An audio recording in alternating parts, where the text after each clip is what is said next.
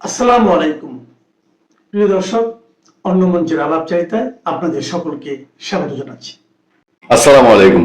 পত্রপত্রিকার যে খবর সেই খবর অনুযায়ী হাসনাত আব্দুল্লাহ এনসিপির দক্ষিণাঞ্চলের মুখ্য সমন্বয়ক এবং আলোচিত সমালোচিত নেতা পদত্যাগ করেছেন।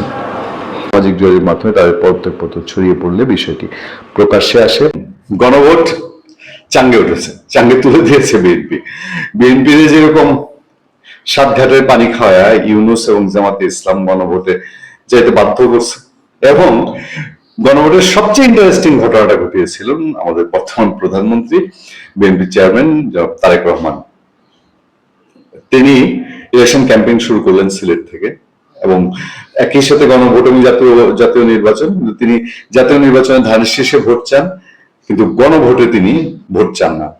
একদিন নিশ্চয়ই প্রকাশ হবে যে কোন একটা হুমকি ধমকি ছিল কিনা এরকম, যে তারেক রহমান যদি হার পক্ষে ভোট না চায় তাহলে জামাত নির্বাচন থেকে সরে যাবে বা জামাত যাবে না নির্বাচনে, অথবা ইউনূস সরকার ক্ষমতা নিয়ে হস্তান্তর নিয়ে টালটিবাল্টি করবে, এরকম প্রেক্ষাপট কিনা যায় না। তবে তারেক রহমান বাধ্য হয়ে এসে খুব সাবলীল ভাবে জীবনে একবারই মানে এই পর্যন্ত একবারই তিনি গণভোটে হার পক্ষে ভোট চেয়েছিলেন। আর এখন তো পুরোই পুলটি, ওই যে সাতঘাটের পানি খাওয়াইছে, এখন এবার আসো আমার হাতে, এবার চাবিকাঠি, এবার স্পষ্ট জানা যাচ্ছে। আইনমন্ত্রীও বলতেছেন, স্বরাষ্ট্রমন্ত্রী মূলত বিএনপির এই যে সংবিধান সংস্কার হ্যান ত্যান সোকল্ড আগের ঐক্যমত্য, এগুলোর মূল মুখপাত্র কি পার্সন হচ্ছেন স্বরাষ্ট্রমন্ত্রী মোহাম্মদ সালাউদ্দিন আহমেদ। তিনিও বলছেন যে এই গণভোট এটা অকার্যকর হয়ে গেছে, এটা নিয়ে আর এখন বলা বলির কিছু নাই, এবং এটা কি কি প্রবলেম আছে আমার ধারণা যে সংসদে বিএনপি একদম ফাটায় ফেলবে। জামাতে ইসলামী যতই কাউমাও করুক, আলটিমেটলি গণভোটে সে ফাইনালি গণভোট নিয়ে যে সংসদ ছেড়ে দিবে, এমপিত্বের মজা ছেড়ে দিবে, তেমন হবে না। এসব নিয়ে এখন আমাদের সামনে একটা আয়োজনে বলা হচ্ছে গণভোট অধ্যাদেশ বাতিল হচ্ছে, উঠবে না সংসদে উঠবে না, পাশ হবে কোত্থেকে। গণভোটের অধ্যাদেশ সংসদে উত্থাপন করা হবে না বলে জানিয়েছে বিএনপি, ফলে অধ্যাদেশটি আগামী 12 এপ্রিল স্বয়ংক্রিয়ভাবে বাতিল হবে। বিএনপি বলেছে অধ্যাদেশ ব্যবহার করে গণভোট হয়ে যাওয়ায় ভবিষ্যৎ ব্যবহার না থাকায় অধ্যাদেশটি পাশের প্রয়োজন নেই। এতে 12 ফেব্রুয়ারি গণভোট অবৈধ হবে না। সরকারি দলের এই সিদ্ধান্তে নোট অফ ডিসেন্ট দিয়েছে জামায়াত। গণভোট অধ্যাদেশ ছাড়াও অন্তর্বর্তী সরকারের জারি করা 133 অধ্যাদেশের অন্তত 15টিতে নিয়ে সরকারি ও বিরোধী দল একমত হয়নি। সরকারি দল মানবাধিকার কমিশন, বিচারপতি নিয়োগ, গুম প্রতিরোধ, দুর্নীতি দমন কমিশন অধ্যাদেশে পরিবর্তন আনতে চায়। এতে আপত্তি করে নোট অফ ডিসেন্ট দিয়েছে জামাতে ইসলামী। রোববার রাতে জাতীয় সংসদে বিশেষ কমিটির সভা সূত্রে এই তথ্যগুলো এসছে। আগামী 2 এপ্রিল কমিটির প্রতিবেদন দেবে সংসদে। সংবিধানের 93 অনুচ্ছেদ অনুযায়ী অন্তর্বর্তী সরকারের জারি করা অধ্যাদেশগুলো ত্রয়োদশ সংসদের প্রথম অধিবেশনের প্রথম দিনে উত্থাপন করা হয়। পরবর্তী 30 দিন অর্থাৎ 12 এপ্রিলের মধ্যে অধ্যাদেশগুলো সংসদে অনুমোদিত না হলে সক্রিয়ভাবে বাতিল হয়ে যাবে। ফলে গণভোট, এটা মাঝখান দিয়ে রাষ্ট্রের এতগুলা টাকা গচ্ছা দেওয়া হলো, গচ্ছা গেল শুধু ইউনূস সরকারের বিলাসিতা, তার এক গোয়েমির কারণে, এবং সেখানে জামাতের সমর্থন। এখন গণভোট থাকবে না। জুলাই সনদের ভবিষ্যৎ কি? আমরা কি ধরে নিতে পারি যে জুলাই সনদের ভবিষ্যৎটা অনেকটা গণভোটের মতো হচ্ছে? কারণ যেটা হবে এটা বিএনপির ইচ্ছা অনুযায়ী, বিএনপির 31 দফা অনুযায়ী হবে। এরপরে আদালতে আছে জুলাই সনদ নিয়ে মামলা, সেটা যদি বাতিল হয়ে যায়, ওই যে একটা সোকল্ড দায় মুক্তি, ইনডেমনিটি, সেটাও তখন বাতিল হয়ে যাবে না? তখন খেলা আরো জমবে না? একজন দারোয়ান পুত্র সিদ্দিক নাজমুল ওরফে কালা মাগুর 6 মাসের ভেতরে এমন কোন আলাউদ্দিনের চেরাগ পেয়ে গিয়েছিলেন যিনি কয়েক হাজার কোটি টাকার মালিক হয়েছিলেন। এই সেই নাজমুল যে কিনা আজকে 6 দিন 7 দিন যাবত আপনাদেরকে বিভিন্ন সময় বিভিন্ন দিচ্ছে যে কাকে সেক্রেটারি বানানো যায়। উনি প্রতিদিন 6 থেকে 8 জন করে নাম দিচ্ছেন, এবং তাদের মধ্যে কাকে আপনাদের পছন্দ সেটা আপনাদেরকে বলার জন্য বলছে। আর আপনি সবাই ঝাঁপিয়ে পড়ে নাজমুল ভাই এগিয়ে চলো, আমরা আছি তোমার সাথে, আমরা আমাদের চয়েসফুল নাম দিচ্ছি। কথা হচ্ছে যে ভাই, নাজমুলকে কে দায়িত্ব দিয়েছে? এই কালা মাগুর, এই শুয়োরটাকে দায়িত্বটা কে দিয়েছে? এই আওয়ামী লীগের কাণ্ডারি। আপনারা সকলেই জানেন যে সেন্ট্রাল কমিটির একজন সাধারণ সম্পাদক বা সেন্ট্রাল কমিটির সভাপতি যারা থাকে ছাত্রলীগের, তারা তাদের দায়িত্ব পালনের পরে স্বেচ্ছাসেবক লীগ, যুবলীগ অথবা আওয়ামী লীগের ভালো ভালো পদে চলে যায়। সে জায়গায় নাজমুল কোথাও যাইতে পারে নাই, এবং সে তার সভাপতিত্বের পদের শেষ অংশ বাংলাদেশ থেকে পূরণ করতে না পেরে সে লন্ডন চলে এসেছিল।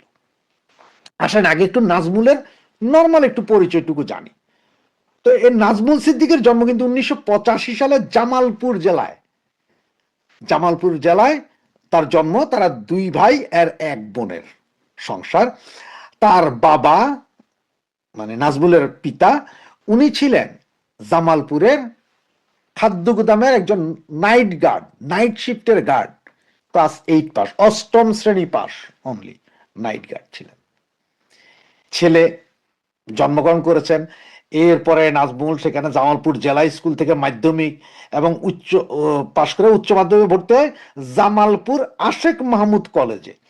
সেইখান থেকে তিনি পাশ করার পর 2003-04 বর্ষে ভর্তি হন ঢাকা বিশ্ববিদ্যালয়ের উর্দু বিভাগ, যেটা এখন সবসময় বলি না আমরা, যে এই যে শেখ হাসিনার অবদান, এই যে মাদ্রাসার ছাত্ররা ইসা ভর্তি হয় ঢাকা ইউনিভার্সিটিতে, এই উর্দু বিভাগ মানে সেই ফেলটুস বিভাগেই ভর্তি হয়েছিলেন। ভর্তি হয়ে কালামাগুর তো ধান্দালবাজ, টোটাল ধান্দাবাজ। সেই ধান্দাবাজি কইরা সে যে সূর্য সেন হলের মোটামুটি একটা পদপদবিতে প্রভাবে আসেন। এরই মধ্যে ছাত্রলীগের কিছু নেতা, দুর্নীতিগ্রস্ত নেতাদের হাতে পড়েন। তাকে ইউজ করা হয় প্রথমে রমনা বটমূল বা রমনা পার্কের আশপাশের চাঁদাবাজির দায়িত্বে। সেই চাঁদাবাজি করতে করতে আস্তে গিয়ে ছাত্রলীগের বিভিন্ন পদ পদবিতে আসেন। আপনারা সবাই জানেন, যেমন সার্জিস, হাসনাত সবই তো ছাত্রলীগ ছিল, সেরকমই নাজমুল্লাহ ছিল, পদ পদবিতে আসেন। আসার পরপরই 6 মাসের মাথায় সর্বপ্রথম ওনার বাবার একজন নাইট গার্ড থেকে সরাসরি খাদ্য পরিদর্শকের জন্য মিনিমাম ডিগ্রি পাস সার্টিফিকেট লাগে, সেটারও দরকার নেই। নাজমুলের বাপ থেকে কোথা থেকে খাদ্য পরিদর্শক থেকে সরাসরি ইয়েতে চলে যায়, কোথায় খাদ্য পরিদর্শকের ইয়েতে চলে যায়। নাজমুল সাহেব ঢাকা শহরে থাকেন। ঢাকা শহরে বিশাল বাড়ি, সেই বাড়ি ভাড়া হচ্ছে যে 50,000 টাকা। তিনি যে বাড়িতে থাকতেন ছাত্রলীগ করা অবস্থায়, তিনি যে বাড়িতে থাকতেন সে বাড়ির ভাড়া হচ্ছে 50,000 টাকা, এবং উনি সেখানে কাটাইতে থাকেন।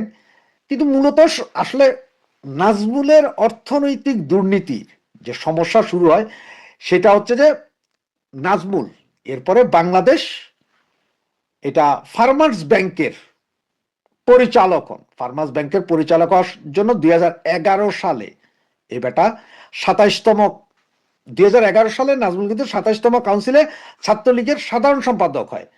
আর ঠিক এর 1 বছর পরেই ফার্মার্স ব্যাংকের উদ্যোক্তা হিসাবে, 1 বছরের মাথায় ফার্মার্স ব্যাংকের উদ্যোক্তা হয়ে যান। ফার্মার্স ব্যাংকের উদ্যোক্তা হওয়ার জন্য 10 লক্ষ শেয়ার কিনেন। এক একটা শেয়ারের দাম 10 টাকা করে, ফেস ভ্যালু। 10 লক্ষ শেয়ার মানে যে 1 কোটি টাকা। কোথায় পেলেন? একজন নাইট গার্ডের পুত্র। কি এমন করলেন? যে আপনার এই সার্জিস মার্জিস এরা তো কইছে যে এরা বই লেখছে, কেউ নন মেট্রিক, সে বই লেখছে, কেউ টকশোতে যায়, এটাও সেই রকম 1 কোটি টাকা জোগাড় হয়। এই অবস্থায় উনি আবার প্রেমে পড়ে যান আরেক মেয়ের। সেই মেয়ের সাথে লটর পটর, সেই মেয়েকে ঢাকা গুলশান 1-এ শেষ পর্যন্ত 2টি ফ্ল্যাট কিনে দিতে বাধ্য হন। এই নাজমুল শুধু ফার্মার্স ব্যাংকের নেই, নাজমুল তার চাচা, তার ভাইদেরকে বিভিন্ন ব্যবসা ধরাইয়া দেন, বিভিন্ন ব্যবসা। এবং সে দুর্নীতি তার এমন মাত্রায় পৌঁছেছিল যেটা আমাদের প্রধানমন্ত্রী কান পর্যন্ত ছিল। এবং সে থাইল্যান্ড, ওই সময় থেকে থাইল্যান্ড এবং বিভিন্ন জায়গায় ঘোরাফেরা করতো, মানে টাকা হুন্ডির মাধ্যমে নিয়ে যেত আওয়ামী লীগ সরকার ক্ষমতায়। তার বিরুদ্ধে প্রচুর নিউজ হয়েছে, মানব জমিন থেকে, ইত্তেফাক থেকে শুরু করে আপনার ওই যে এই আঞ্চলিক পত্রিকা, হেন কোনো পত্রিকা নাই যেই পত্রিকায় এই নাজমুলরে নিয়ে নিউজ হয় নাই।